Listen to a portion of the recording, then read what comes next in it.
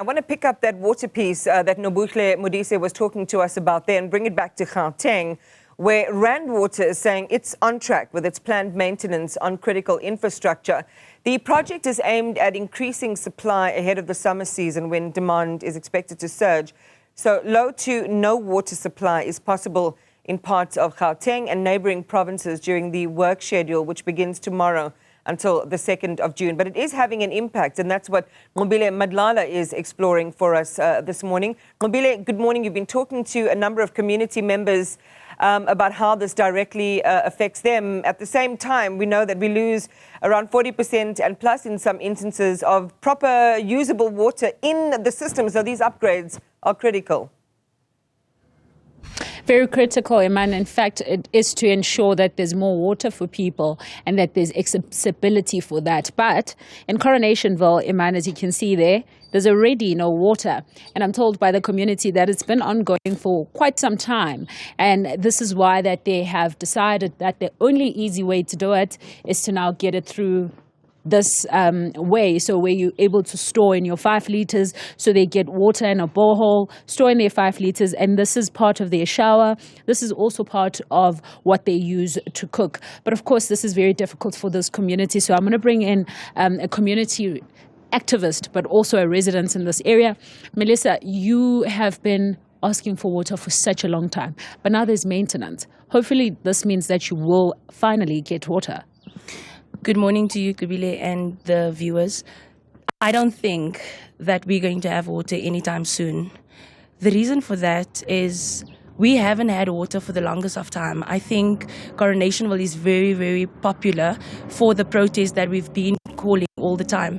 My question is, why did they not do the maintenance while Coronationville and the surrounding areas like Claremont, Westbury, New Clay, and all the other areas did not have water? They could have used that time and actually fix the reservoirs, or should I say the water supply, because that has not been done. And now we are going back into a 30-day without water. There is no communication. There's lack of communication, and we don't have sufficient time to even prepare. I mean, our kids go to school. They have to leave school early because there is no water.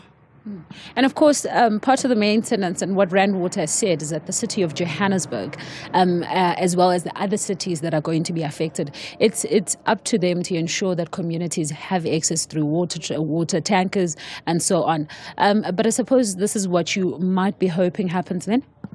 Oh, that is a laughing stock. When we talk about the water supply and the water tankers, we don't get any water tankers. There's always a fight in the community, and what happens, the people are actually fighting each other because now the one street gets water and the other street don't get, or the water tanker gets here and it's empty. So we really don't get any water. If it is not for our mosques and the development facilities, we would not have water. And what would you say now is a solution for this community, perhaps, just to advise how the city can assist? The solution to this is that they come out with the truth. They need to tell us the truth. We have informal settlements, not only Slovo.